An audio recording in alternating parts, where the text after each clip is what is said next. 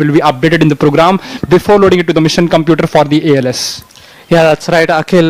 And this is such a unique step in the, and just recently you were seeing views from the Launch Control Center of Skyroot, and now on your screens is the Mission Control Center, where we have a lot of dignitaries who've joined us. On your screen right now is Pawan and Bharat, and of course Sanjay. So one of the things that Akhil just mentioned is that it's pioneering the space ecosystem. One thing that comes about is the space market is growing just as rapidly. Space has quietly become part of our daily lives, where he talked about as well. So the question is, what have we called this mission as? And we're very excited to tell all our viewers that we've called this mission as Mission Agaman. The word Agaman is derived from the Sanskrit word meaning arrival, and it's sort of twofold. The first is it's the arrival of India into a new space era, wherein the private sector takes a huge leap and delivers and caters to the global launch market. But secondly and importantly, it's the arrival of a new launch vehicle, a very capable launch vehicle, to the launch market and help meet some of that global demand. Now, something pretty cool about today's date, and I assure you it's purely coincidental and it's kind of amazing really, is 46 years ago today, India's first indigenous launch vehicle, SLV, reached space and placed the Rohini RS-1 satellite in orbit and kicked off India's space ambitions. And coincidentally again, 8 years ago today, Skyroot began its journey as well to open space for all. So it's company day today as well. अवश्य सुयश, इस जानकारी को दर्शकों को प्रदान करने के लिए आपका धन्यवाद। अब हमारे समक्ष हम देख सकते हैं स्काईरूट के प्रक्षेपण नियंत्रण केंद्र के प्रत्यक्ष दृश्य, जहां प्रणोदन, यंत्र विद्युत, दिशा निर्देशन नियमन जिसको हम गाइडेंस नेविगेशन कंट्रोल, ऊष्म वायुगतिक जिसको हम एरोथर्मल, सुरक्षा और यान पृथक्करण जैसे कि सेफ्टी और सेपरेशन डायनामिक्स डिपार्टमेंट से जुड़े विशेषज्ञ दल यान के प्रत्येक अवस्था पर निगरानी और दृष्टि रखे हुए हैं। ये वही केंद्र है जहां पे प्रक्षेपण की हर महत्वपूर्ण प्रणाली की मुख्य पुष्टि करी जाती है। और अब आइए जानते हैं इस सुबह के प्रमुख नायक विक्रम 1 के बारे में। Right, Akhil. So Vikram 1 is Skyroot's first orbital launch vehicle built specifically to carry small satellites into orbit. It stands 22 meters tall, 1.7 meters in diameter, and its gross liftoff weight is 45,000 kgs. Its first 3 stages are powered by solid rocket motors. They provide the enormous thrust needed to lift the vehicle up through Earth's atmosphere. The first stage alone develops around 1200 kilonewtons of thrust, roughly 10 times compared to that of a Boeing 737 MAX engine. And that's how the engines get their names. The numbers are the thrust, and they honor Dr. APJ Abdul Kalam. Kalam 1200 for the first stage, then Kalam 250 for the stage 2, and then Kalam 100 for stage 3. जैसा कि वेदी ने जानकारी प्रदान करी, Vikram. So Ishan, walk me through your projects. Sure, sir. So, sir, I have built a Netflix clone, a weather app, and a to-do app. Have you done any AI projects? Have you deployed anything with an LLM? Anything to do with rack pipelines? No, sir, I'm hearing it for the first time. Okay. You know what? We'll circle back on this CV of yours once it's ready for the AI era. And for you, if you want to get noticed by employers in the AI era, you need to add AI and ML projects in your CV. And the best place to learn that is at Scalar's free masterclass. Register now. Abdul Kalam के सम्मान में हमने समर्पित किया है और द्रव्य प्रणोदन प्रणाली के इंजन के सभी नाम, उनका नामांकन डॉक्टर सीवी रमन के सम्मान में हमने समर्पित किया है। Yeah, that's right, Akhil. You just earlier mentioned the orbital adjustment module. It's one of the liquid stages that we've developed. It has 500 plus components that have to work in unison. It's a very complex stage, and it's powered by liquid propulsion. It differs from the solid propulsion in the sense that it doesn't generate enormous amount of thrust, but it has a certain amount of precision that is only possible with liquid propulsion. So that's where we use the OAM stage for precise adjustments to the trajectory. And that's not the only place where we use liquid propulsion systems. We have an interstage on the vehicle, which sits between stage 2 and stage 3. And its whole job is to provide roll control for the vehicle during its ascent phases. And all those liquid engines are powered by hypergolic propellants, right, Suyesh? Yeah, that's right. So we use something known as MMH and N2O4. These are two chemicals. They're stored in separate tanks. And the way they work is when you bring them in close proximity to each other, every weather forecast that you look at, every map that guides you home, digital payments that you make every day, long distance calls, each of these have a failure point, a potential failure point out of the system. So it's kind of unique and useful as well. That's really interesting to hear, Suresh. And coming back to steering of a rocket engine, for the information of all of our viewers, so this is a rocket model that I'm holding in my hand. So if you suspend it in the air or space, we can say, it has unconstrained 6 degrees of freedom, out of which like 3 are straight line motion, or let us say translational, in which it can move forward, backward, upward, downward and sideways, and 3 degree of rotation are rotational, which we call as pitch, yaw. A satellite essentially working in the background, making all of these possible. India's space ecosystem today is worth $8 billion. And we're expecting, the government essentially wants to make it a $40 billion market by 2030. Different pieces of that. So on the way up, the solid rocket motors steer in pitch and yaw by swiveling their nozzles. Roll, which is the spin around the rocket's own axis, is handled separately by a small dedicated liquid system during the climb. We have a set of 4 thrusters which fire in pairs to control the roll of the vehicle. And once in space, OEM does its own pointing with the help of small thrusters, which Suyash will tell us about. Yeah, so on the OEM stage, on the periphery of the stage, we have what we call as Raman mini thrusters. So they essentially generate 50 newtons worth of thrust, and they help in attitude keeping, which is essentially making sure that the spacecraft points in the right direction. So that covers the pitch and yaw. What do we do about roll, one might ask? So we have like these small cold gas thrusters. They're placed along the periphery of the stage as well, and they fire in pairs. So with that, they're capable of generating a rolling moment to roll the vehicle. Now, this whole architecture that we talked about, it's something that answers purely to the requirements. It's powerful where it needs to be, and incredibly precise where accuracy matters the most. And this is a philosophy that we've extended beyond propulsion. So all our structures on the rocket are made out of carbon fiber. This is India's first launch vehicle which is made purely out of carbon fiber, and it's 5 times lighter than steel. We also employ advanced propulsion technologies. All our liquid engines are additively manufactured or 3D printed, and all of this, what it contributes to is it reduces the weight, it improves performance, and also increases manufacturing efficiency. The net sum of all these decisions is you have a rocket which is reliable, on demand and affordable. That's true, Suyash. So an update for our viewers, just a while back we got a confirmation that the guidance, navigation and controls team, they have successfully completed gyro compassing and the static navigation profiling of the lens package. This is done so that the rocket knows its initial orientation with extremely high accuracy.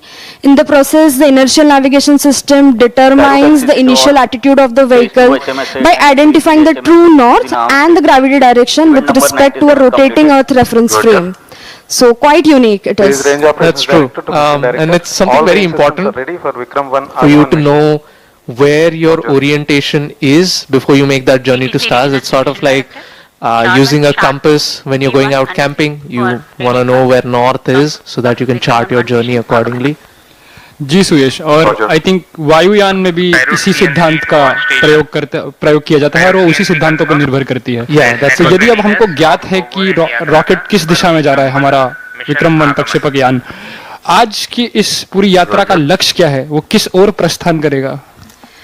Today's test flight is attempting a 450 by 450 kilometers circular low Earth orbit or LEO, a region of space widely used for Earth observation, communication and technology demonstration. But this is a maiden test flight. So what matters most today are the fundamentals.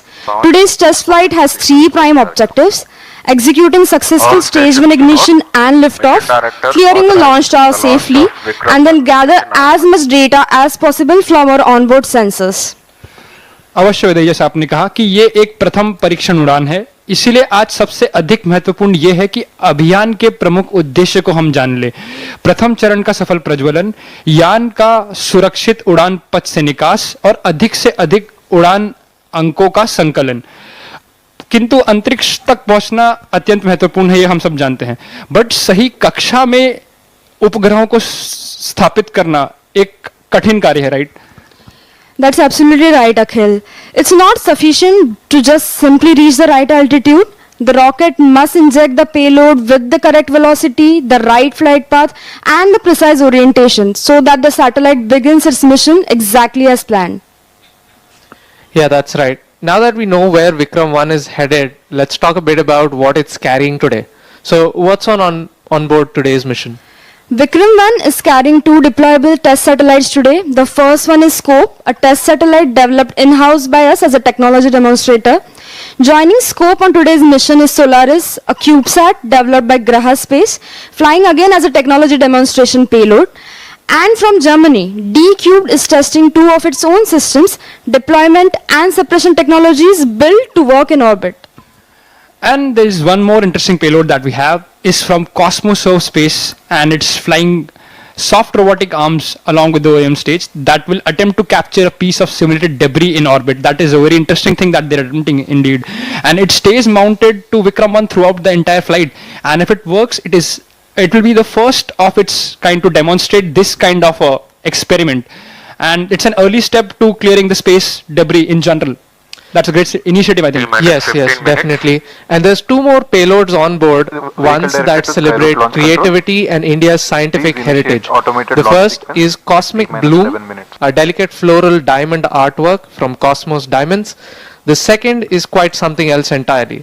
It's a micro art, an 18-karat gold rocket crafted by Telangana artist Ajay Kumar Matewada, holding 3 tiny sculptures of Nobel laureate Sir C.V. Raman and visionaries Dr. Vikram Sarabhai and Dr. APJ Abdul Kalam. Each one of them is smaller than a grain of rice, and it's a fitting tribute because all these 3 names essentially live aboard Vikram 1 itself: the Raman engines, the Vikram 1 vehicle, and the Kalam motors. Now, as we count down, of course, it's worth taking a pause to appreciate where this journey is beginning from. Vikram 1 lifts off from the first launch pad here at Satish Dhawan Space Center at Sri Harikota, more familiarly called as the Shar Range, a place that has witnessed some of the most defining moments in India's space program. That's correct, Suyesh. This very pad has a proud history and legacy of its own. This is the exact place where Mangalyaan set off for Mars in 2023. And Sriharikota itself has launched India's greatest space journeys like Chandrayaan to the moon, Aditya L1 to study the sun. And now our very own Vikram 1 adds its own chapter on its journey to the stars. That's right, Akhil.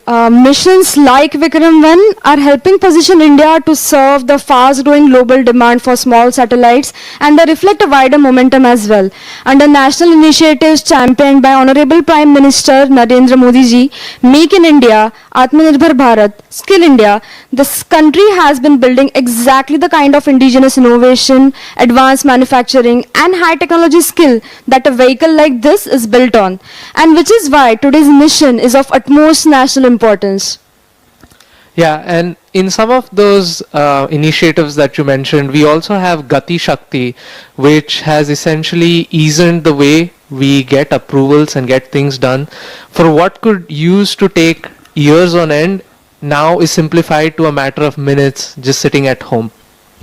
अवश्य, किंतु उस तीव्र गति और तीव्र प्रगति का बड़ा भाग एक महत्वपूर्ण मोड़ से जुड़ा है, जो कि 2020 में ऐतिहासिक अंतरिक्ष नियमों के परिवर्तन के परिणाम स्वरूप जो इन स्पेस संस्थान की स्थापना हुई थी, और इस संस्थान का कार्य शासन तंत्र और निजी अंतरिक्ष क्षेत्र के मध्य एक समर्थ, सुगम और दूरदर्शी सेतु की स्थापना करना था, जो कि काफी कठिन कार्य है। और स्काईरूट जैसी सभी संस्थानों की ये यात्रा को सशक्त और आधार प्रदान करता है। इसीलिए हम इन स्पेस के प्रति हार्दिक कृतज्ञता व्यक्त करते हैं। That's right. We have live on our screens views from the launch gallery where hundreds of students, actually thousands of students, have joined us on this historic mission.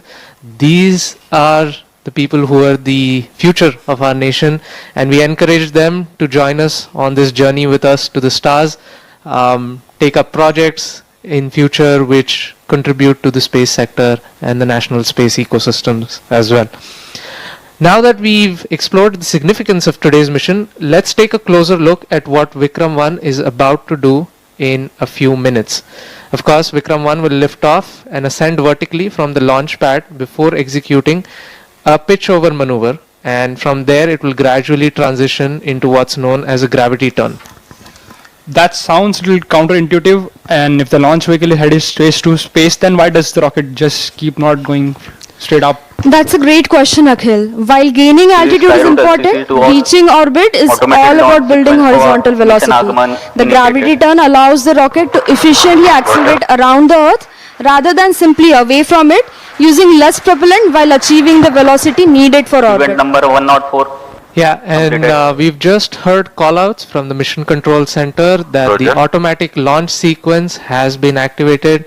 It's one of the preliminary starts to the program and a very important point. At this point, the countdown is now fully automated with hundreds of onboard commands executed in precise sequence, leading us to liftoff.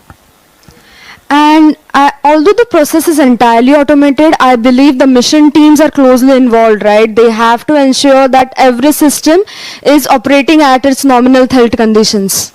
And correct, Vijay, if any one of the many critical parameters that we observe in during the entire sequence goes out of its nominal expected bounds, then the rocket smartly aborts the entire sequence and initiates a preloaded set of commands, and that will safeguard the entire vehicle, and then the people stationed at the ground or the engineers can have a closer look, and if the issue can be resolved within the stipulated time, then we'll have the sequence back again and we can go ahead with the launch. Yeah, that's right. This is something very useful to have wherein engineers can resolve faults and understand if there's something that can be quickly fixed, and then we can continue back on ALS. So I think we were just talking about what the rocket does, and once stage 1 powers the vehicle for nearly 100 seconds, something important comes, which is max Q. Right, you're right, Suresh. As the vehicle continues to pitch over and accelerate, it approaches one of the most demanding phases of ascent. Nearly 25 seconds into the flight after the gravity turn is max Q, the moment of maximum dynamic pressure. This is when the rocket experiences the greatest aerodynamic loads, a true test of its structural strength and engineering precision. Yeah. So now we're at T-minus 9 minutes and we're entering another crucial phase of the launch countdown. The launch team is now carrying out a final series of vehicle health checks and making sure that Vikram 1 is fully prepared for flight. Yeah, as we can see on our screens, one of the most key milestones at this stage has been completed. That is the transition from the external ground power to the rocket's onboard batteries. Up till now, the vehicle has relied on its own ground support systems, but from this point forward, every stage must successfully power itself. And engineers are closely watching the battery performance and electrical health to ensure that this transition is very smooth and every system remains entirely stable. Right, Akhil. With the power transition complete, attention would shift to the rocket steering system. Engineers will now be verifying that the thrust vector control, or the actuators as we call it, the mechanisms which steer the rocket by precisely directing thrust through powered flight. Yeah, and you mentioned these actuators. Essentially, all of our solid rocket motors are equipped with what is known as a flex nozzle control. Sounds like a bit complicated term, but it's quite Indeed. simple. It's just the nozzle is capable of swinging in two planes, and the way we achieve this motion is by using electromechanical actuators. So you might imagine that this is something very important that we should check. So what engineers do is they perform something known as a null check. Essentially, they currently try to hold the nozzle in a neutral position. And then once that is confirmed, they provide small commands to the nozzle to deflect it. And if the response is deemed to be normal and the position is correct, we can be rest assured that the rocket will obey every command that is issued to it by the guidance computer. Alright, live on your screens right now is the Vikram 1 rocket, and for a long time now we've been looking at these views, and the biggest thing that comes out to our mind is, wow, that's a marvelous piece of engineering. And it's actually rocket science, right? There's a nearly 1,000 systems that need to work in perfect synchrony just to make liftoff happen, and that's 2/3 of all systems on rocket. So 2/3 of all system on the rocket need to work perfectly to make liftoff happen. And while it's so easy to look at the rocket and be amazed by its beauty, we would like to take a small pause and focus on the fact that behind every bolt, every wire, every line of code that is on the rocket today, it's been built by people.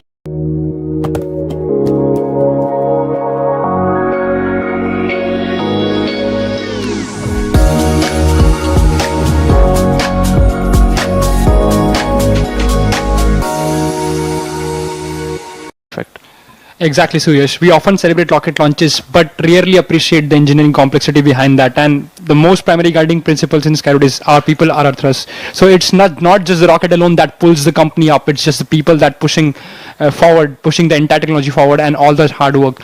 So Vaidehi, after working on an orbital launch vehicle yourself throughout these years, what has been your biggest realizations in designing the rocket?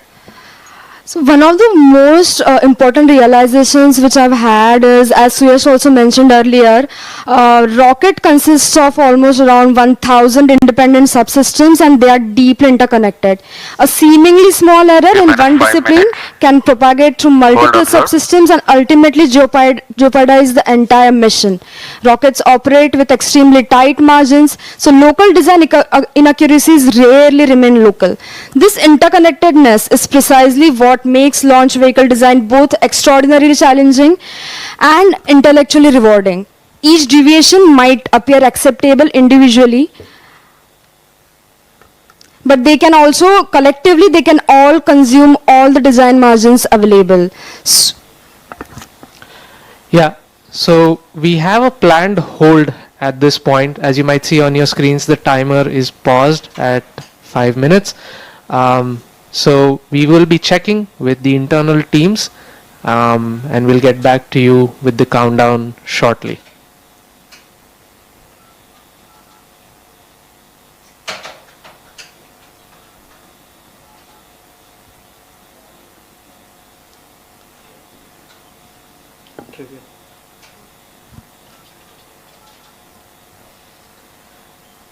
All right, while we wait for this countdown to resolve, there's so many cool facts about space, and something really fascinating that always catches me is when Vikram 1 races through the atmosphere, it's not just fighting gravity, it's also battling extreme aerodynamic heating.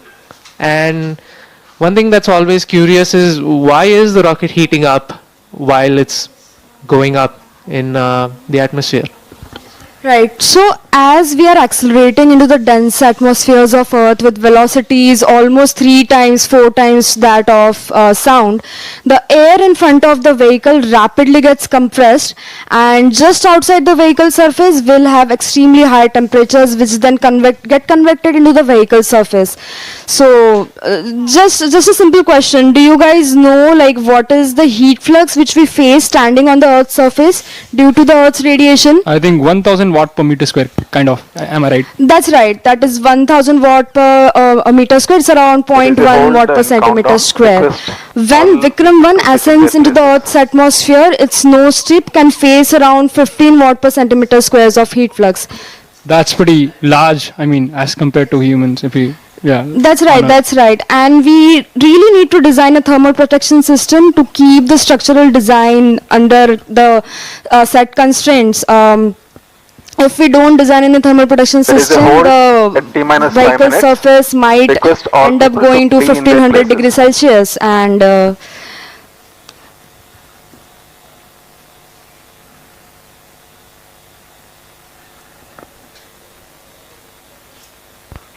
Control to all stations. There is a hold observed at T-5 minutes. All stations are requested to be on standby mode.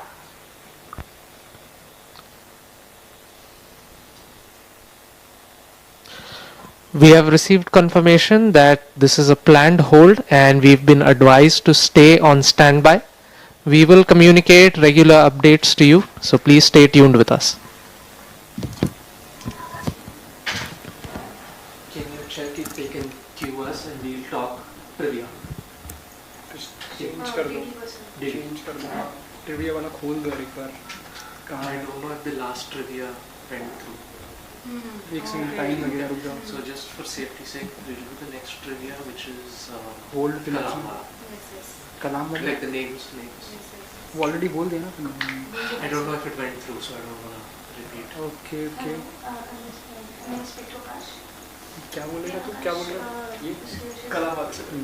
पर मैं already Hindi में तो मैंने बोल ही दिया था. continue now, as we were talking earlier. Ask them to show commentators and QR mics. We'll continue. Basically, you just send the live camera to the commentators. They'll just talk to the audience. नहीं भाई, मैं ये already बोल चुका हूँ APJ कलाम sir का. That's okay. I'll start igniter with solid versus no solid.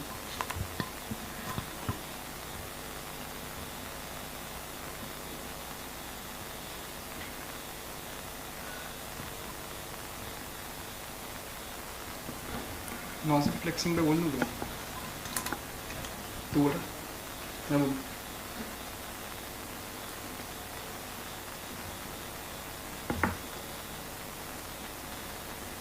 ये फिर से करना है? नहीं ये ठीक है. मिला रहे. estimated time. नहीं छोड़ रहे.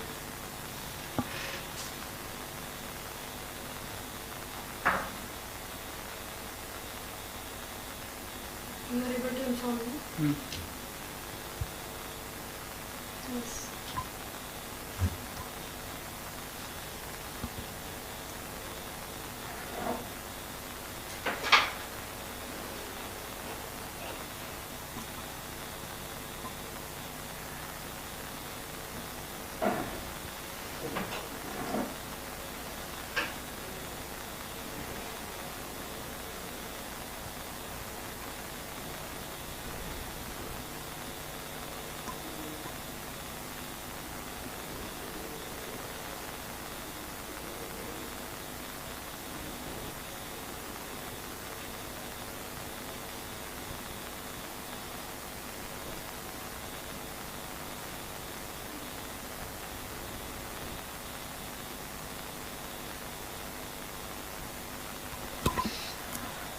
Alright, another fun fact while we wait for this hold to resolve is we always take pride in naming our hardwares, and most of them have been in honor of some exceptional minds.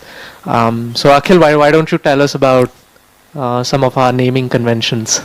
Yeah, I mean, if you can see in the rocket itself, all our rockets and the launch vehicles are named in the honor of Dr. Vikram Sarabhai. the very like father of Indian space program, we call him. And all our solid rocket motors, their names are dedicated to Dr. APJ Abdul Kalam, our very own missile man. And all our cryogenic engines, we have dedicated the names to Dr. Satish Dhawan, which we are like the center we have also, Satish Dhawan Space Center, dedicated to him. And then we have our hypergolic engines, Raman. And then we have dedicated that name to Nobel laureate Dr. C.V. Raman, and our mission computer after the renowned mathematician Srinivas Ramanujam. So yeah, I think we're gonna keep up this idea of naming our hardwares after scientists. Until we run out of scientists. Yeah. Yeah, so I think Not the hardware. we need the young budding viewers who've joined us in the launch gallery to become scientists themselves, and famed scientists who take India to great heights, so that we may have names. Yes, right now, maybe. Coming to one more interesting fact, I think a lot of people, they don't know this. Like, if you look at a launch vehicle, it seems pretty rigid at first. But the interesting fact is when the entire rocket, when in flight, it experiences combined effect of aerodynamic loads, engine thrust, wind gust, and due to different steering maneuvers, the teams or the designers deliberately give some flexure, or like they make rockets slightly less rigid so that it can actually bend along its length throughout the flight. This is intentional, that designing an absolutely rigid rocket would make it significantly heavier and less efficient. And it also creates a complex engineering challenge. As the structure bends, the onboard sensors can detect these motions, so the guidance and control system must distinguish the rocket's actual altitude and structural flexing to avoid unnecessary control corrections. And engineers carefully predict these bending modes and their natural frequencies through the structural dynamics and aeroelastic analysis, ensuring the vehicle remains stable even as it flexes its way through one of the most demanding phase. And this flexure could go up close to 10 centimeters, I think. Yeah, close to 10 centimeters. That's pretty huge. That's right, Akhil. Something for the kids who might be, looking at this live stream. So rockets don't just fly, they keep falling around Earth. It might be difficult to imagine this, but people often imagine astronauts escaping Earth's gravity. The truth is, gravity never lets go. Even the International Space Station is constantly falling towards the Earth, but it's moving sideways at so high speed that it keeps missing the ground. And that's what we call as orbit. Yeah, that's wonderfully put. Orbit is a state of perpetual free fall. Yeah, Wow. that's right. And you spoke about how astronauts on the international space stations are also constantly falling towards Earth. And with us today in the Mission Control Center is our very own astronaut, Shubhanshu Shukla. And he's been following Skyroot's journey from a very close distance. He's part of our family as well. And he's here to cheer us on. So we thank him for his presence.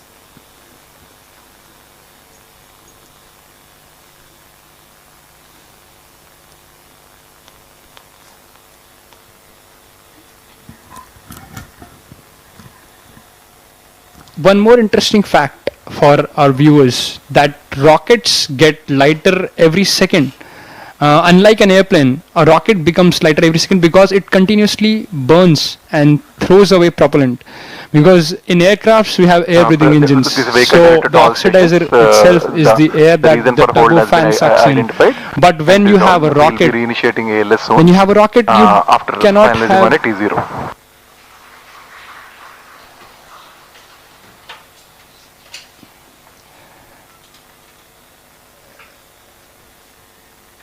Yeah. So when we are dealing with rockets, there is no air, outside air can enter and can be utilized for propulsion. So we have to carry our own bottles of oxidizers and fuel, and once the rocket is ignited and it's on its way through the entire flight, the propellant is expelled, and when the stage gets burned out, it's also thrown away or jettisoned. So that is why rocket keeps accelerating, because there is less and less mass to push. That's right, Akhil. A rocket may weigh hundreds of tons on the launch pad. Consider our Vikram 1, it weighs around 45,000 kgs on the launch pad, but nearly 90% of that weight is just propellant. That's really amazing. That structural mass is so less. I mean,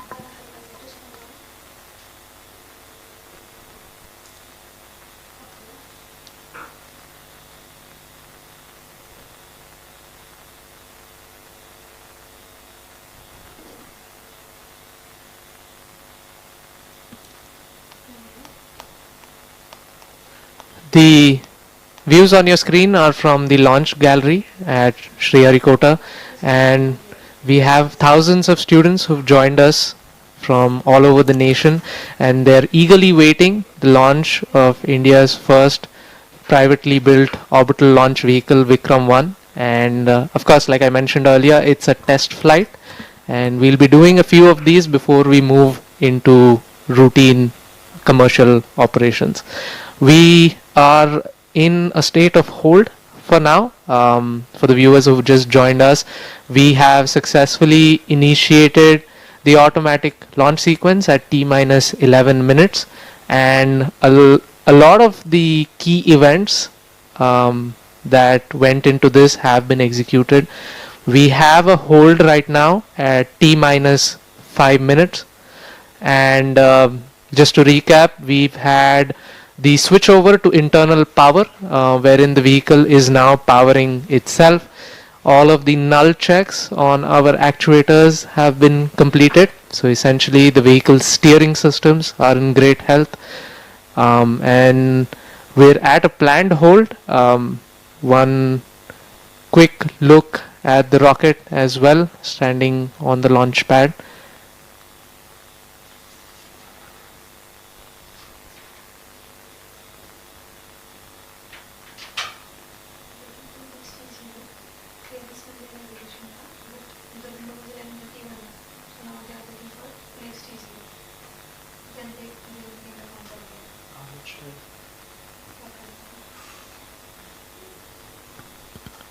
All right, we're getting updates from the mission control teams.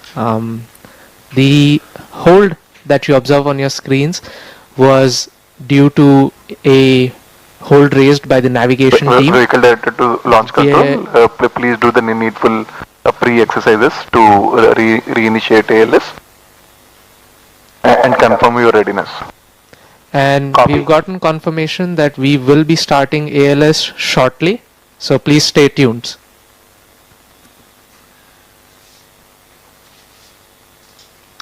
So we had a planned hold, and we've just heard from the mission teams below that we are ready to restart the automatic launch sequence shortly. And just to recap once again, Vikram 1 is on the launch pad. It's ready and eagerly awaiting its first test flight. We've had the initiation of the automatic launch sequence, and through that we've completed the internal power switchover, which means the vehicle is now powering itself using its own batteries. We've also had the null checks been completed, and we're now waiting for the next window to come about for the ALS to restart. so now that we know that the ALS is on hold and soon we'll be back with a new time and the restart of ALS, let's talk about the entire journey of Vikram 1, the mission sequence. Now we know that first 100 seconds of the flight, the stage 1 will power the rocket to the denser layers of the atmosphere, and exactly at an altitude of 53 kilometers at 103 seconds, the stage 1 burnout will happen and the stage separation will initiate. And after that, the stage 2 will ignite and it will power the rocket through the thinner layers of the atmosphere while keeping the same level of acceleration. That is the point. And later on in the stage 2, during the stage 2 burn duration, later half, you have the payload fairing and it separates, and this is the first time when the payload or the satellite is exposed to the atmosphere or to the space, the higher layers of atmosphere, which is exactly nearly close to space. Yeah. Having protected the satellite throughout the ascent, that the fairing's job is done. Yeah, that's right, Akhil. And you mentioned that the PLF or the payload fairing is the portion that essentially protects the satellite from the difficulties of the environment that the rocket goes through. The question then becomes, how do we separate all our stages, right? So we use something which is very unique, and we're very proud of that. In-house to Skyroot, we Vehicle have director the to control, separation teams please set the which T0 have as developed 1205, a 30 pneumatic seconds. ultra low shock mechanism.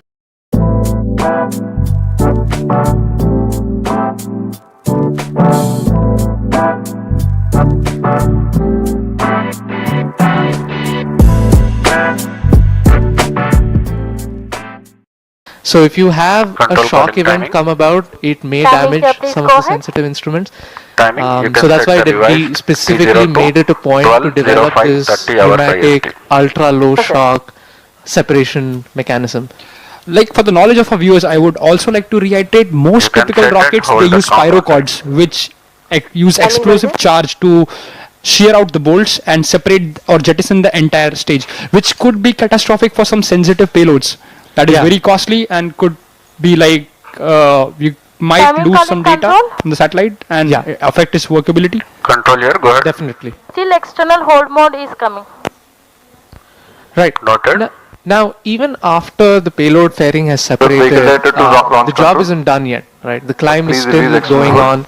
Stage 3 steps in and it generates quite a launch large control two amount of controls, thrust external hold to release. essentially power the vehicle Roger. into orbit. It keeps pushing it to near orbital velocities. Control. And then Press comes MCC something to release different, the like we hold. talked about earlier. We have the orbital adjustment module that kicks in, and this is the stage that I got to work on very closely. Like I mentioned earlier, it was a team of very ingenious, multidisciplinary members. We had teams from systems, propulsion, dynamics, set the revised T02, quality, 1205, safety, 30 hours reliability, Timing CFD, design. I mean, you cannot count these fields on the fingers of your hand, and they all had to work in unison Control to all ground stations. build this stage. All ground stations to And know. then once Revised it starts T0 working, is it at will precisely 12:05, place 30 hours all IST. of these satellites into its intended orbit. And you might feel like all of this is happening. There's so many things happening, right? But it's just 16 minutes. That's all it takes. It's so T minus 20 fast, minutes. but it seems really long. Like it took us like 1 hour from the entire bus stand to reach Sriharikota. But as Suyash you pointed out, so it's such a we can say the entire rocket engineering, the compressor, it's like an entire opera house. You have to be like a soprano. You have to be so perfect. Every system, every individual, and every component should be in tune to engage all the systems at the right moment, so that we can have even a small ignition. And now we have Avikram 1, which has close to 1,000 subsystems, and almost 2/3 of it will be utilized just even at liftoff. That's really fascinating. So we've gotten confirmation, and you might see it on your screen shortly as well. The countdown has restarted. We are resetting to T minus 20 minutes, and we are at T minus 19 Vehicle minutes director for the to information Skyroot CNC. of all our Please viewers. inform, other ground stations about the new T0. Please To confirm on control that. timing in external Skyroot hold mode. CNC copied, new PGM files shared. Roger. Timing to control timing in external hold mode. Roger.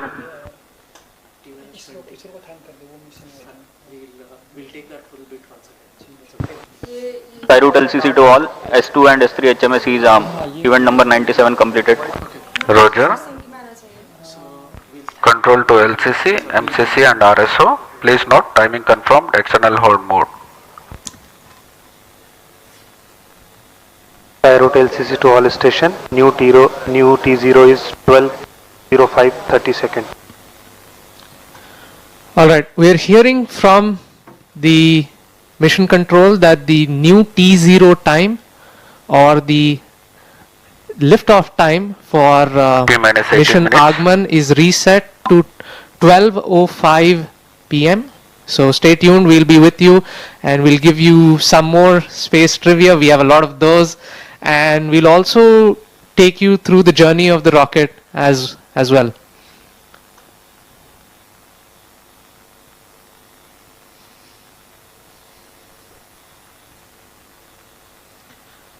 You know, many of the times one of the questions that comes is why space?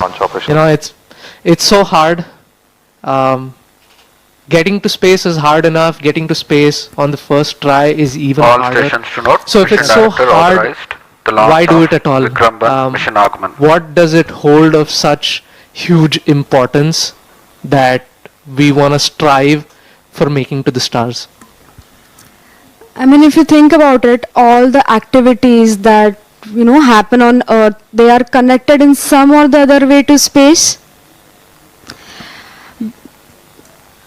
Space has quietly become a part of our daily life. Every weather forecast, every map that guides us home, every digital payment and long distance call leans on us. It all leans on a satellite somewhere overhead.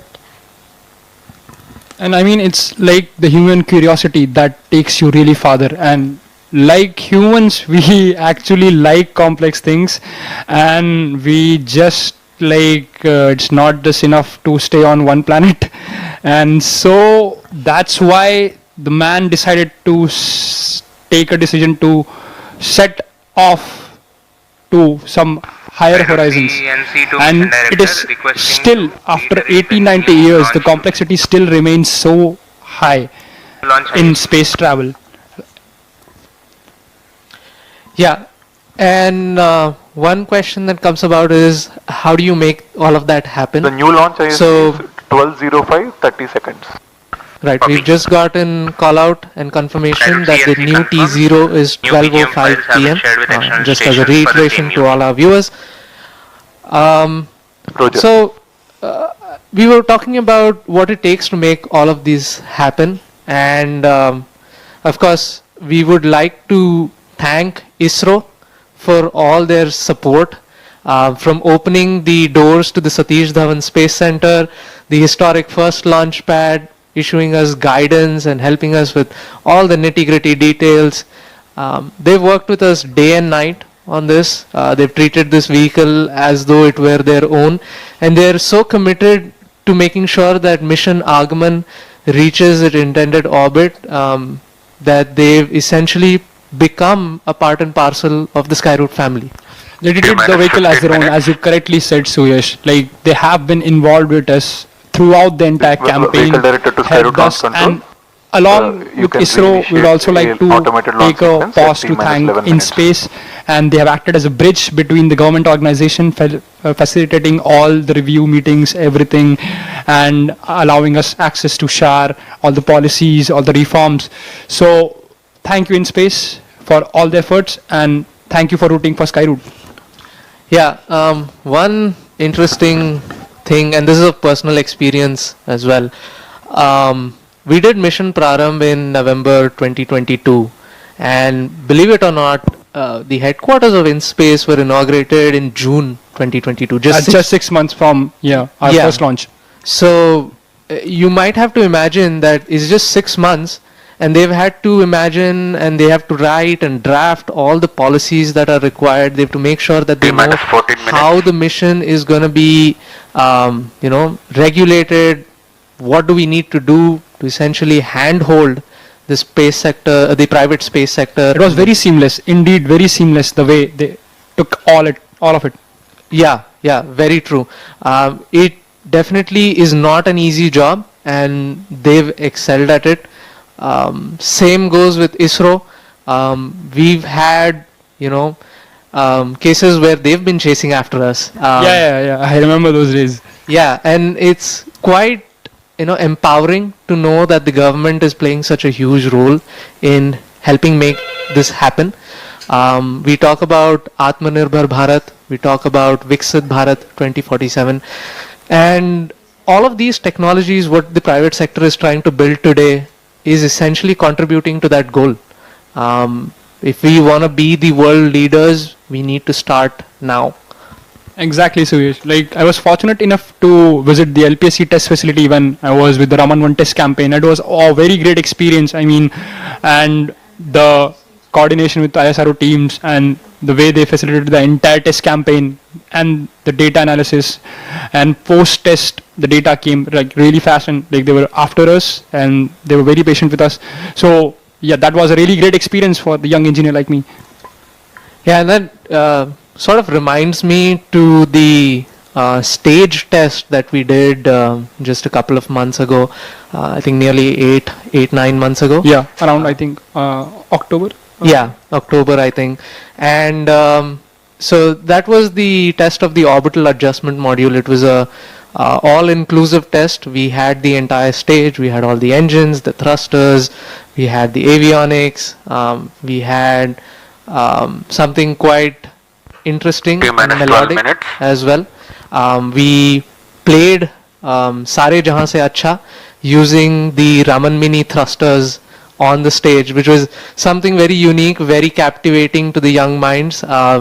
Many people did not think that you could play music out of the screeching sounds of 50 Newton Raman Mini thrusters. Again, an opera, I told you, right?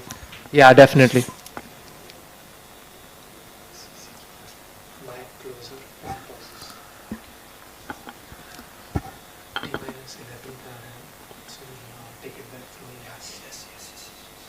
Before that, Yeah, you say this.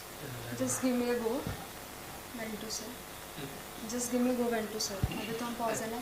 Think, do one thing. Let it go into ALS. With the ALS coming out.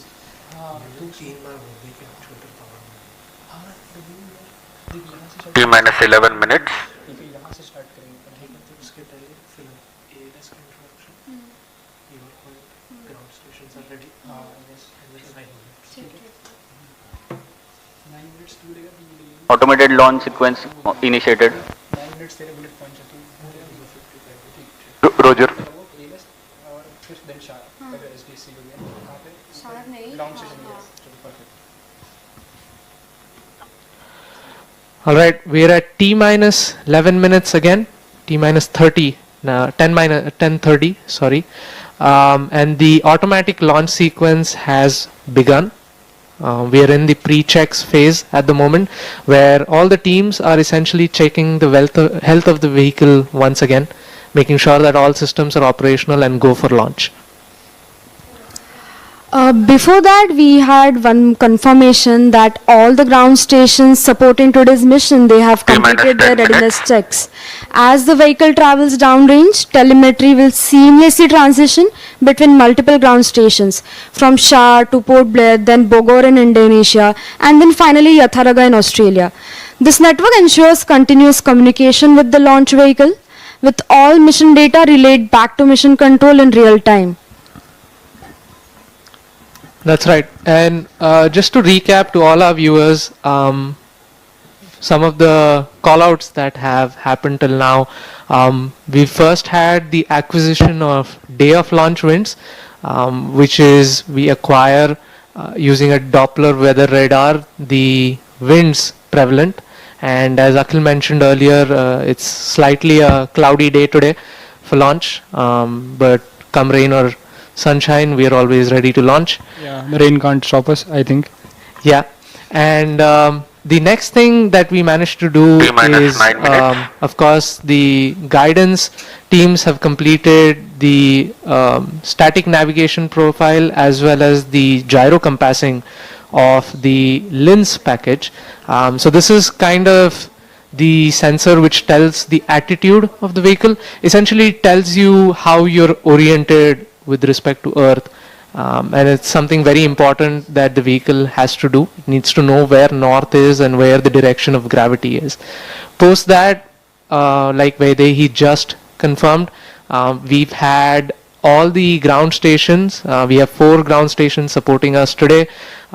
Shar, which is where we are coming to you live from, and then we have Port Blair, following which we have Bogor in Indonesia, and finally the Yatharaga ground station in Australia.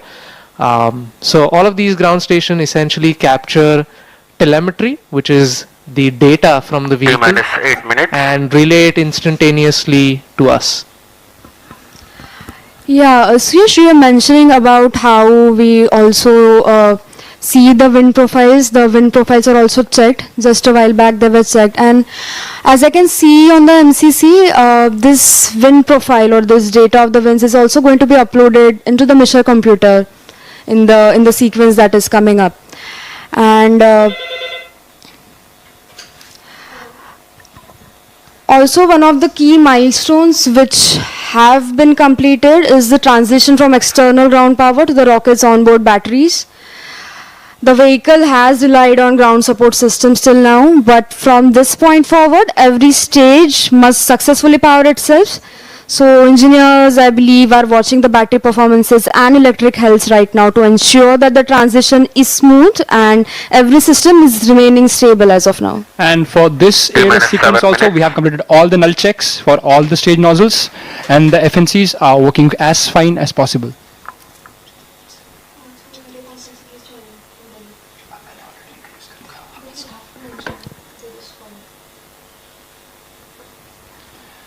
And we are also happy that Dr. Jitendra Singh, Honorable Minister of Space, is joining us live on video call, and he is rooting for Team Skyroot.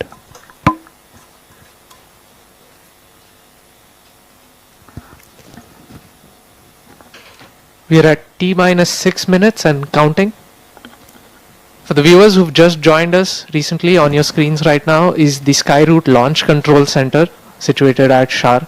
We have many engineers looking at the vitals of the vehicle.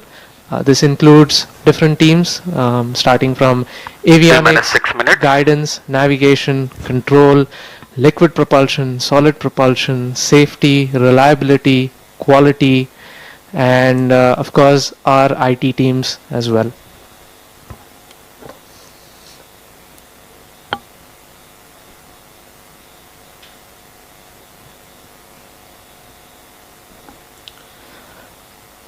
One of the things that has also been completed just now is the uploading of the mission computer init files, and that's a funny name of sorts, but it essentially means initialization files. These are essentially files that contain all the requisite parameters to tell the vehicle what it needs to do in the early ascent of flight. It adjusts for the day of launch wind profiles that we talked about. It also has the gyro compassing details 5 within minutes. it.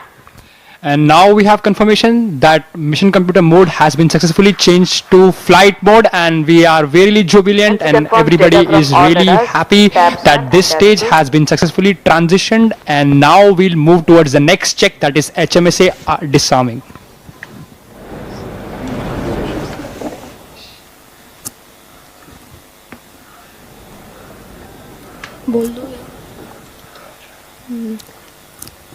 As we enter the final few minutes of countdown, another key safety milestone is underway.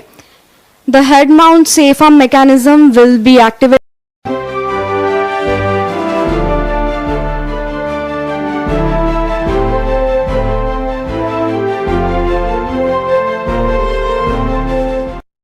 For the viewers who are very curious for this, the head mount safe arm mechanism, which we refer to as T minus 4 minutes. is a safety device which is well mounted at the head of our solid rocket motors, and the whole job of this device is to safely isolate the pyrotechnics from the rest of the solid grain. And the reason why we do that is for safety, to prevent any accidental ignition from, let's say, lightning strikes. We do have a cloudy day today, and of course we have lightning suppression systems. We have 4 lightning towers on the first launch pad, but there can also be some form of electrical runaway. There can also be static discharge. So to safeguard all these devices from electrical discharges, we have a mechanical separation between the pyro devices and the solid rocket motor. Right, so yes. So till now, the ignition system, it was in a protective, non-firing state, but now it's going to move on to a state wherein once the mission computer gives the ignite command, it can initiate a pyrotechnic chain of events. That's right. And we're at T minus 3 minutes, and we have confirmation that the stage 1 head mount safe arm mechanism, or the stage 1 HMSA, has been successfully armed. This basically means that our motor is now ready to ignite. That's really great to hear. Along with this HMSA safety mechanism, we have one more layer of safety which we call the FTS or the CDS, Command District System, or the Flight Termination System. This is utilized when if the vehicle during its flight mode tries to or like deviates from its intended flight trajectory, then the range safety officer can take a call to destruct the vehicle to safeguard the resources around it. T minus 2 minutes. That's right. As is with the case with any launch vehicle, we always prioritize safety, and with that in mind, we have all of these systems set up on the vehicle.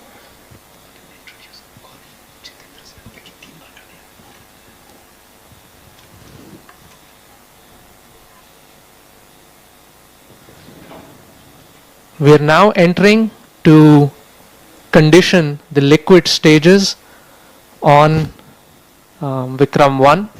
So the orbital adjustment module is now conditioning itself and preparing for liftoff.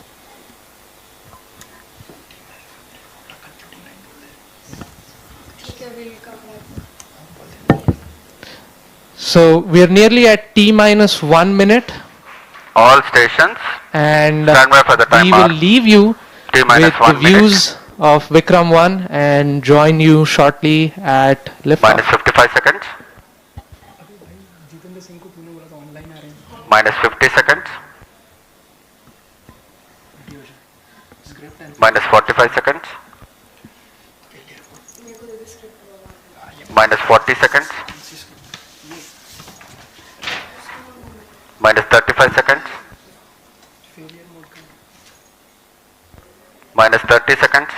Real-time programs activated. Minus 25 seconds. Minus 20 seconds. Minus 20 seconds is the call out now. Minus 15 seconds. 10, 9, 8, 7, 6, 5, 4, 3, 2, 1, 0.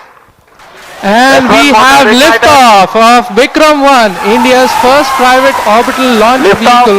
And we have great views coming from the tracking cameras, and isn't this quite something? Vikram 1 ने अपनी उड़ान भरी, प्रथम चरण का प्रज्वलन प्रारंभ हो चुका है। विक्रम 1 ने प्रक्षेपण पथ को लांघकर आकाश को भेदने का निर्णय ले लिया है एक ब्रह्मास्त्र की तरह। That's very true, Suyash and Akhil. I am awestruck at the sheer power that stage 1 is producing. With this, we have two of our major prime mission objectives completed, which was successful ignition and safe tower clearance. That's right, and we are coming up on max Q now, which is the period of maximum aerodynamic pressure, where the vehicle faces its largest aerodynamic loads as it flies through this zone at Mach 1.5 at an altitude of nearly 9 kilometers. Vikram 1 ने सफलतापूर्वक max क्षेत्र पार कर लिया है और दल काफी उत्साहित है इस समय, और विक्रम 1 प्रथम चरण के आगे बढ़ रहा है और हमें श्रीहरिकोटा व पोर्ट ब्लेयर पृथ्वी स्टेशन से मजबूत दूर संकेत मिल रहे हैं, जो बहुत ही अच्छी खबर है। That's right. We are at a downrange distance of 22 kilometers with an altitude of 34 kilometers. And on your screens right now are excellent onboard camera views from the vehicle. And we can also see quite nominal chamber pressure values on the MCC screen.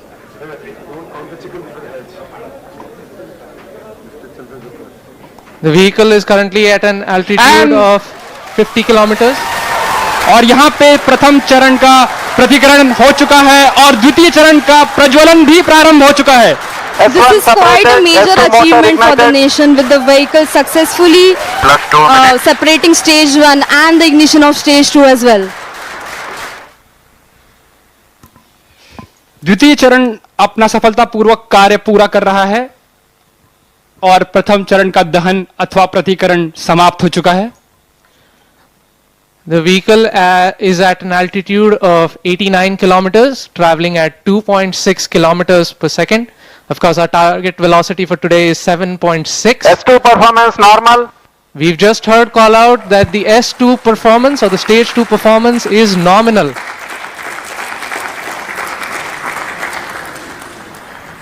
ये एक ऐतिहासिक क्षण है पूरे भारत और निजी अंतरिक्ष यात्रा का.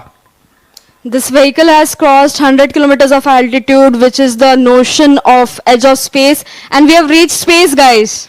Congratulations, Vikram 1 is in space. हमारा यान अंतरिक्ष तक पहुंच चुका है.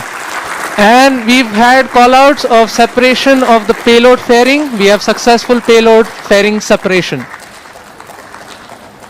It's nearly at an altitude of 120 kilometers, and the protective fairing is no longer required and has been cleanly separated from the launch vehicle. और यहाँ पे द्वितीय चरण का भी प्रतिकरण संपन्न हो चुका है और तृतीय चरण का प्रज्वलन भी प्रारंभ हो चुका है.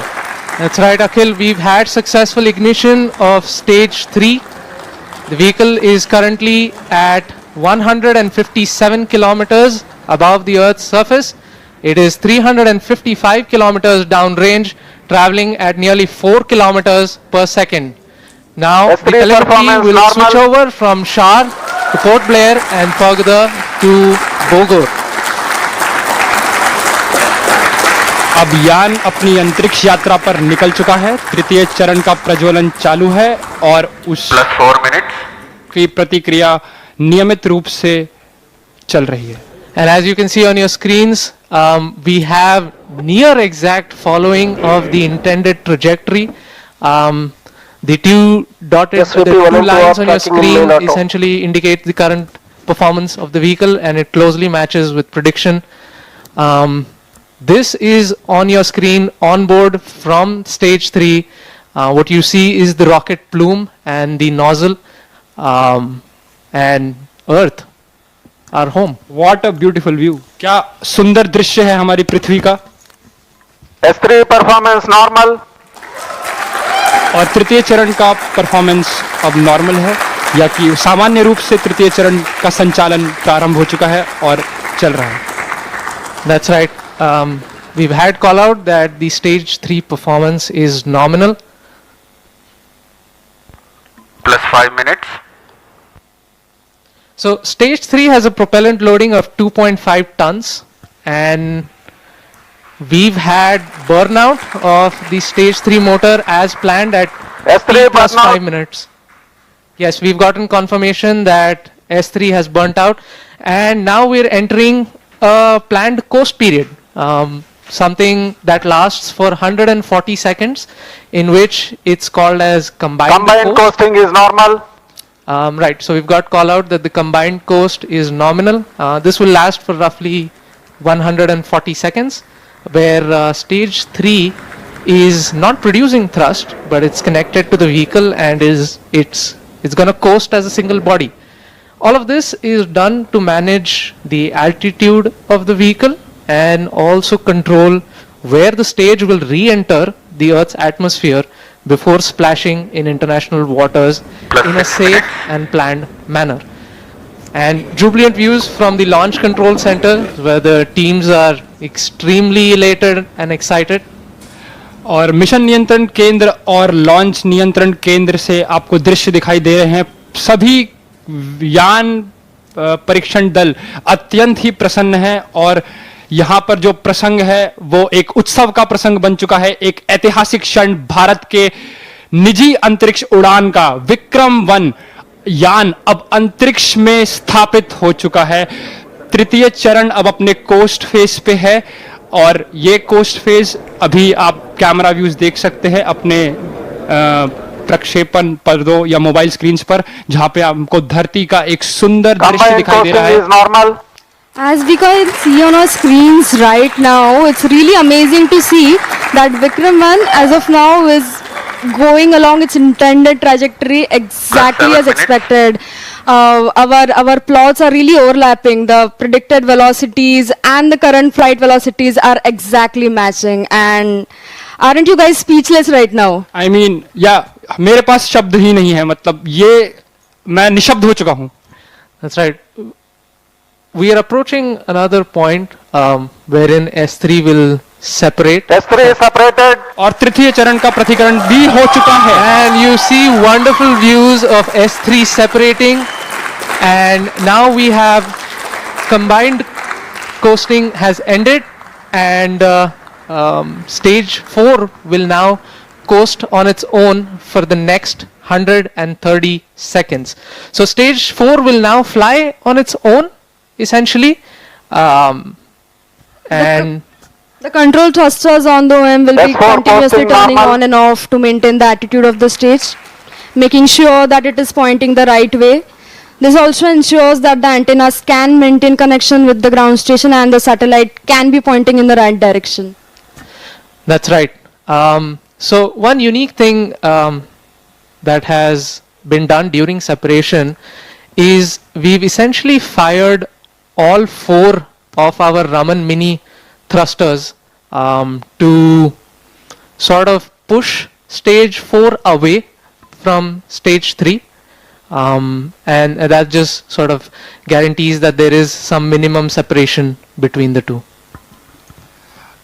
अब आने वाला जो चरण है वो द्रव्य प्रणोदन पर आधारित होगा, जिसको हम कक्षा स्थापन या समायोजन खंड ऑर्बिट एडजस्टमेंट मॉड्यूल के नाम से भी जानते हैं, जिसमें द्रव्य प्रणोदन की अवस्थाओं से संचालन होगा जो मोनोमिथाइल हाइड्रोजीन और डाइनाइट्रोजन टाइटाऑक्साइड पे आधारित है. उसके साथ यान के घूर्णी नियंत्रण के लिए, जिसे कंट्रोल थ्रस्टर्स कहते हैं हम लोग, उन रामन मिनी 50 न्यूटन, वो भी मोनोमिथाइल हाइड्रोजीन और डाइनाइट्रोजन टेट्रा ऑक्साइड पर ही आधारित है.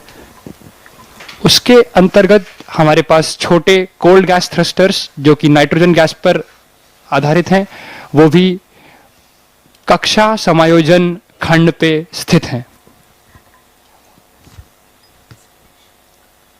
S4 ignited. And we've heard call out that S4 or stage 4 has ignited successfully. और चतुर्थ और अंतिम चरण का भी प्रज्वलन हो चुका है. The liquid engine has come alive over 400 kilometers above the earth, beginning a burn that will last for more than 6 minutes.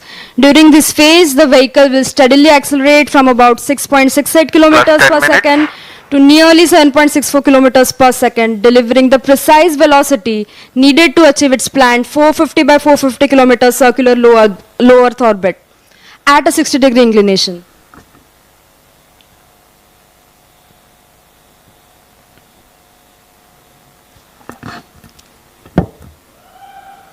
और यहाँ पे आप देख सकते हैं कि प्रक्षेपण नियंत्रण केंद्र में उत्साह का एक प्रसंग आ चुका है और आपके ऑन बोर्ड प्रक्षेपक पर्दों पर हम देख सकते हैं कि पेलोड्स या जो उपग्रह हैं उनका एक चित्र. यहाँ पे सारे उपग्रह अपने स्थान पर स्थित हैं. That's right, Akhil. We've also had seamless transition from the S4 performance normal to the Bogor station, and now we are receiving strong telemetry from the Bogor as well as the Yatharga stations in Indonesia and Australia respectively. The current altitude of the vehicle is 426 kilometers. Our target is near 450. We're traveling at 6.5 kilometers per second. And like we said earlier, OAM is essentially going to fire its Raman 2 engine for a cumulative burn time of nearly 6+ minutes. So this is the longest burning. It's the smallest in thrust, but it burns for the longest period of time. And it's all given to us by Raman 2, our main engine for this mission. So Yash, it must be a really amazing feeling, right? I mean, you and your team worked on this engine to get it going, and it is finally taking us to space. Yeah, it's a feeling that's really hard to describe. Me and my team, we worked on this engine to get it going, and it's finally taking us to space. This engine wasn't an easy design. Raman 2 generates 1500 newtons of thrust, and it employs 3 different types of cooling. As if one wasn't enough, we had to put in 3. So we have regenerative cooling, then we have radiative cooling, and we have film cooling. And all 3 of these need to work seamlessly in sync to deliver this phenomenal outcome. So I'm kind of glued to the screens right now. You might just see me peeking over to try to see what the chamber pressure, what the thrust, and what the temperatures are like. But I think I might have to hold for a bit and look at that data in a little while.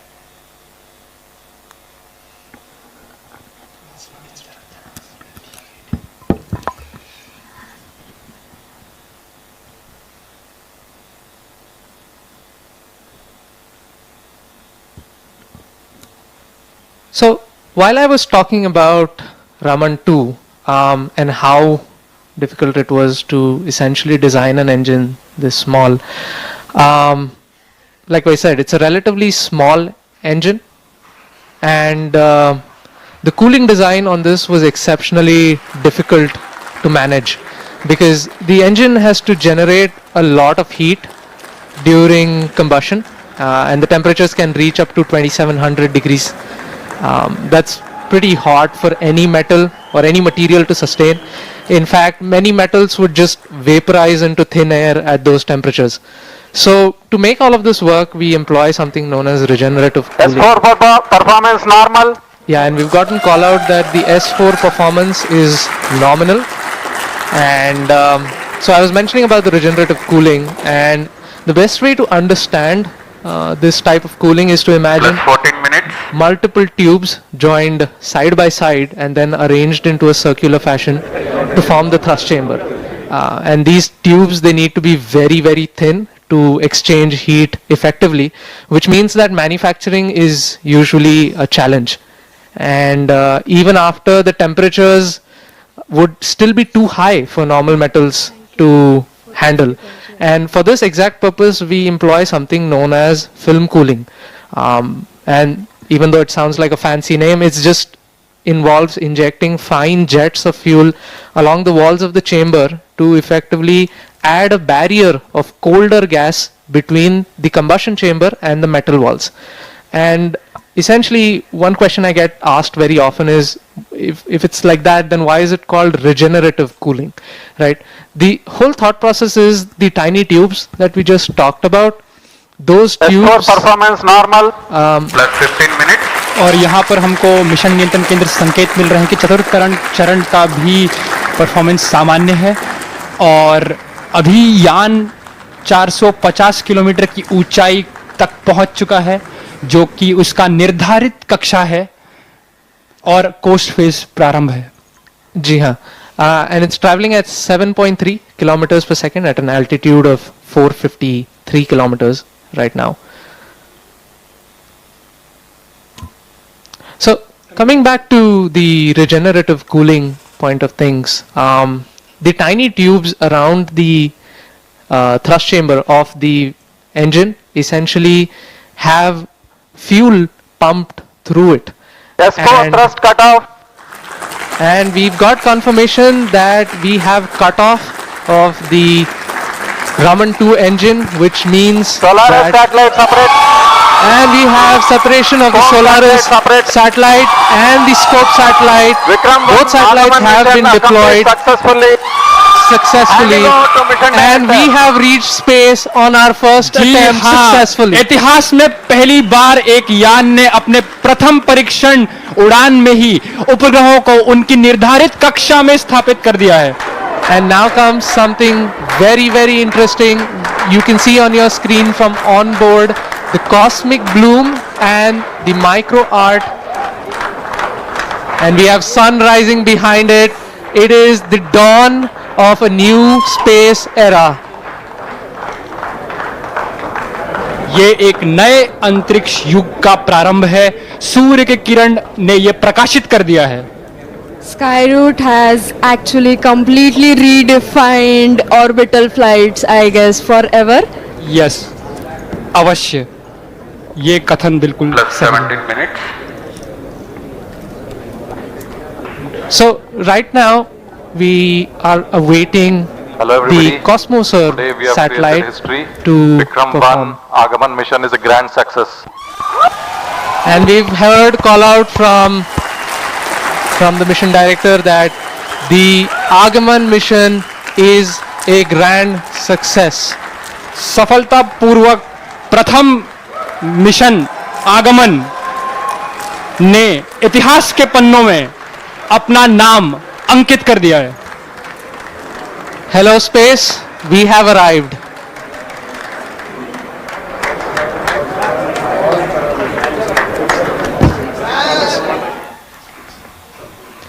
Thank you for joining us today. Thank you for being with us on this historic journey today. With Raman 2 and Vikram 1 now safely in orbit, we are not just reaching space, we are opening space for all. आज की इस ऐतिहासिक उड़ान में हमारे साथ जुड़ने के लिए आपका हार्दिक धन्यवाद।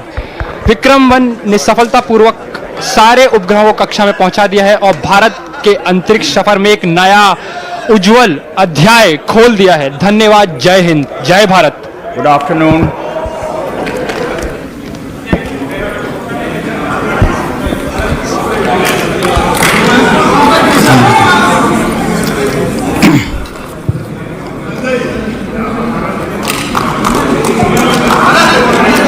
Good afternoon, everyone. We'll let them celebrate.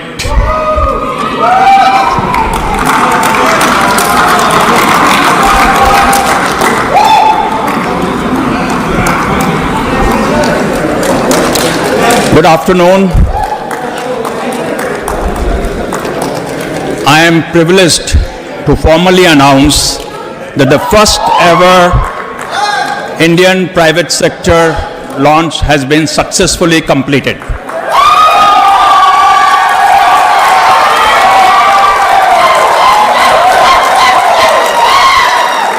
Not only did Vikram 1 meet its mission objective, which was simply to clear the tower. It went all the way up to 453-kilometer orbit, successfully completed all the tasks, and something that is way beyond expectation for the very first orbital launch ever taken by India private company. There is not much more that I want to say on this occasion.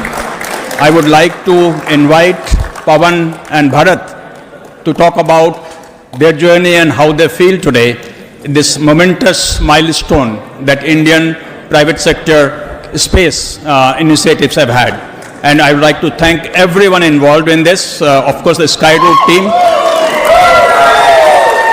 The Skyroot team has worked day and night to make this day happen, ably supported by the team from SAR, from Extended ISRO, and from InSpace. So thank you everyone for giving India this proud moment. Thank you.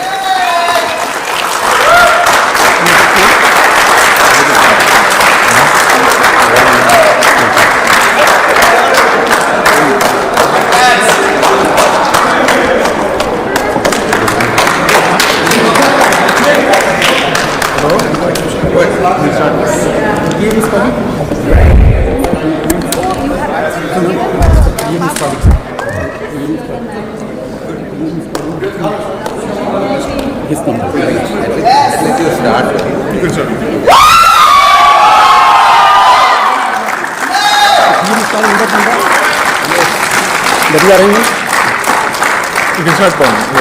No,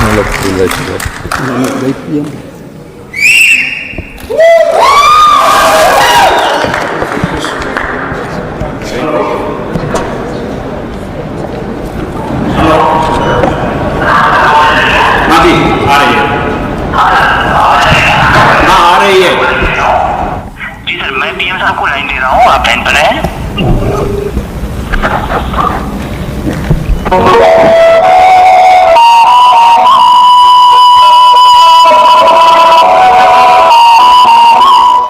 and now we have confirmation that mission computer mode has been successfully changed to flight mode, and we are very jubilant and everybody is really happy that this stage has been successfully transitioned, and now we'll move towards the next check, that is HMSA disarming.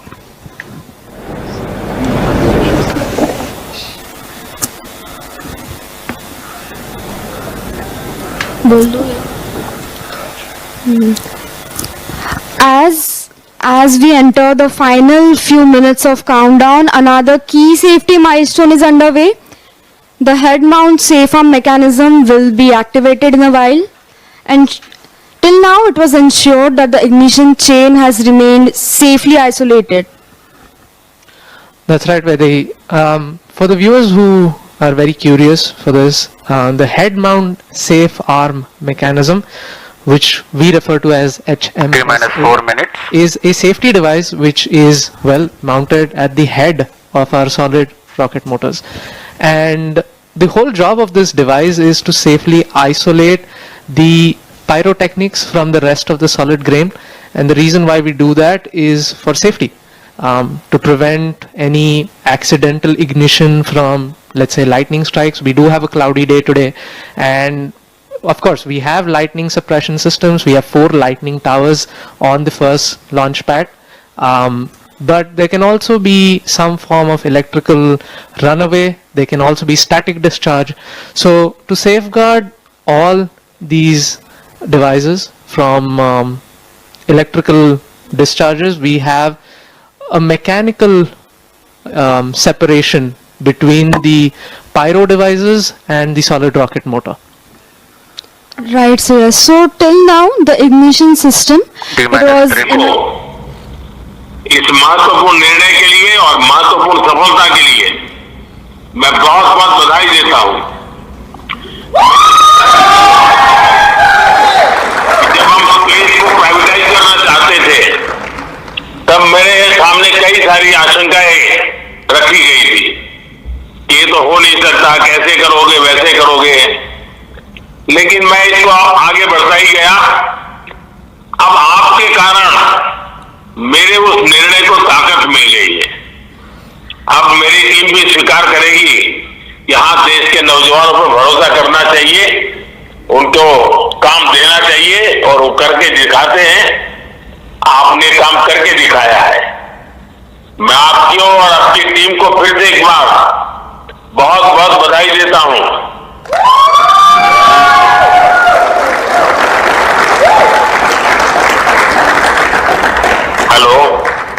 Hello sir, thanks a lot for your wishes, and our team, entire team of Skyroot, more than 1,000 people are here in Sriharikota and listening to you. Our hearts are swelling with pride, and this means a lot to us. देखिए, ये mission आगमन है। अब आगमन को तो और आगे बढ़ते ही जाना है।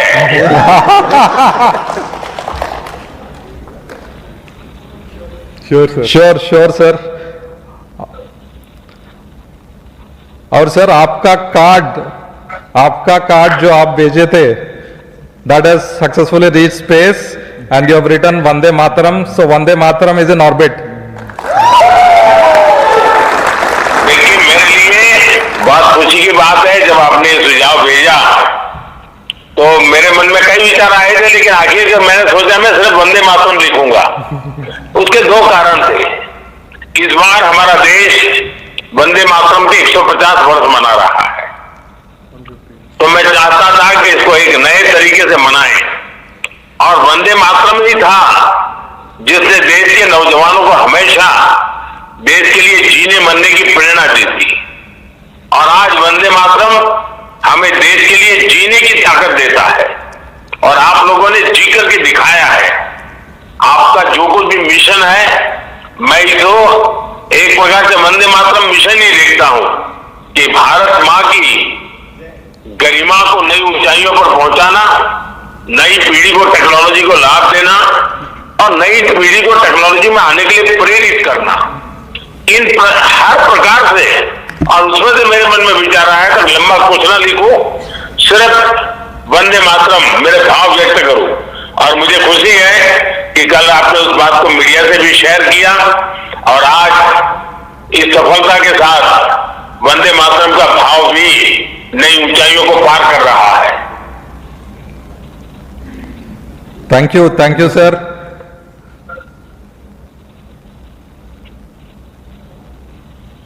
मैं आपकी पूरी टीम को बहुत बहुत बधाई देता हूं और जल्द से जल्द आपको मिलने के लिए निमंत्रण भी देता हूं। Thank you, sir. Thanks a lot. Thank you, sir. We are privileged to hear you. I'm privileged to have your blessings. Entire team of Skyroot, entire India is really proud of your initiative to start the space program, open it up to private sector, and now we see historically, first time probably a private company have built and successfully reached an orbit in the first attempt. Thanks a lot. It's happening from India, and this is a 100% designed in India rocket, 100% manufactured in India, and I think thanks to entire team Skyroot, whose average age is just 28 years. देखिए, समय था जब मैं आत्मनिर्भर भारत की बात करता था तो ना समझी में कुछ लोग उसकी मजाक उड़ाते थे, लेकिन आज आपने सिद्ध कर दिया कि हम इस क्षेत्र में भी आत्मनिर्भर बनने में समर्थ हैं और आपने उस समर्थन को दिखाया है और मैं पक्का मानता हूं कि अब सबूत हमारे सामने है, साक्ष्य हमारे सामने है और ये आपकी टीम ने करके दिखाया है। Thank you, sir. Thank you.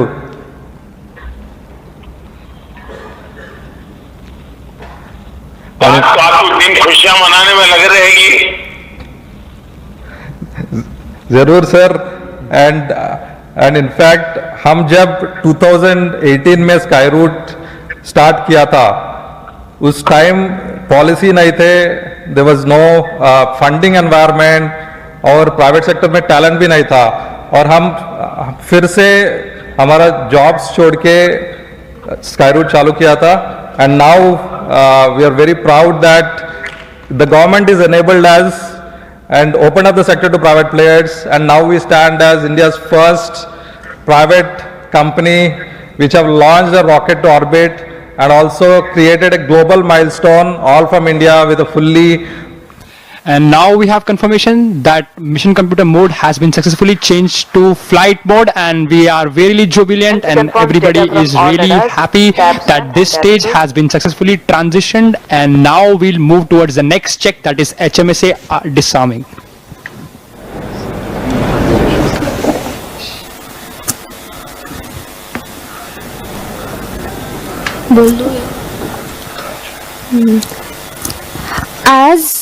As we enter the final few minutes of countdown, another key safety milestone is underway. The head mount safe arm mechanism will be activated in a while, and till now it was ensured that the ignition chain has remained safely isolated. That's right, Vedi. For the viewers who are very curious for this, the head mount safe arm mechanism, which we refer to as HMSA, is a safety device which is mounted at the head of our solid rocket motors, and the whole job of this device is to safely isolate the pyrotechnics from the rest of the solid grain, and the reason why we do that is for safety, to prevent any accidental ignition from, let's say, lightning strikes. We do have a cloudy day today, and of course we have lightning suppression systems. We have 4 lightning towers on the first launch pad, but there can also be some form of electrical runaway. There can also be static discharge. So to safeguard all these devices from electrical discharges, we have a mechanical separation between the pyro devices and the solid rocket motor. Right, so yes. So till now the ignition system, it was in a protective non-firing state, but now it's going to move on to a state wherein once the mission computer gives the ignite command, it can initiate a pyrotechnic chain of events. That's right. And we're at T minus 3 minutes, and we have confirmation that the stage 1 head mount safe arm mechanism, or the stage 1 HMSA, has been successfully armed. This basically means that our motor is now ready to ignite. That's really great to hear. Along with this HMSA safety mechanism, we have one more layer of safety which we call the FTS or the CDS, Command District System, or the Flight Termination System. This is utilized when if the vehicle during its flight mode tries to or like deviates from its intended flight trajectory, then the range safety officer can take a call to destruct the vehicle to safeguard the resources around it. T minus 2 minutes. That's right. As is with the case with any launch vehicle, we always prioritize safety, and with that in mind, we have all of these systems set up on the vehicle.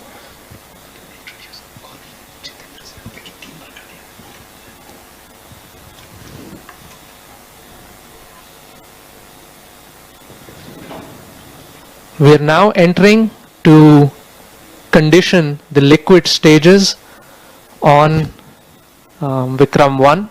So the orbital adjustment module is now conditioning itself and preparing for liftoff.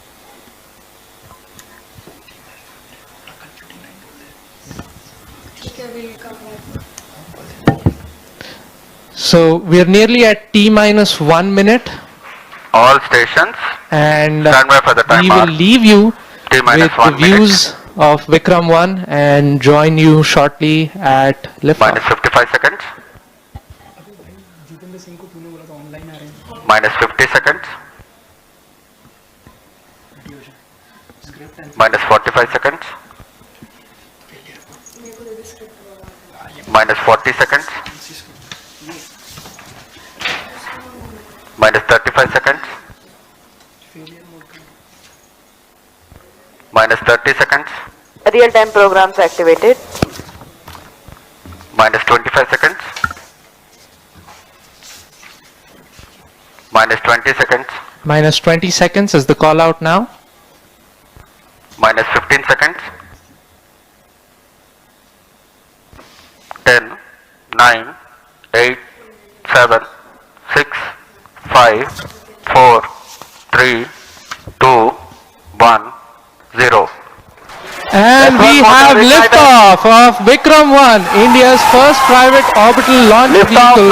And we have great views coming from the tracking cameras and isn't this quite something? Vikram 1 ने अपनी उड़ान भर ली, प्रथम चरण का प्रज्वलन प्रारंभ हो चुका है। विक्रम 1 ने प्रक्षेपण पथ को लांघकर आकाश को भेदने का निर्णय ले लिया है एक ब्रह्मास्त्र की तरह।